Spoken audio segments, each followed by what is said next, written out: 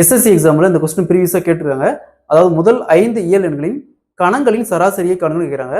அதாவது find the average of the cube of the first 5 natural numbers. அதாவது 1ல இருந்து 5 வரைக்கும் அந்த வேல்யூஸை கியூப் பண்ணி அதை ஆட் பண்ணி 5ஆல வகுக்கணும். ஸோ அதான் கேட்குறாங்க.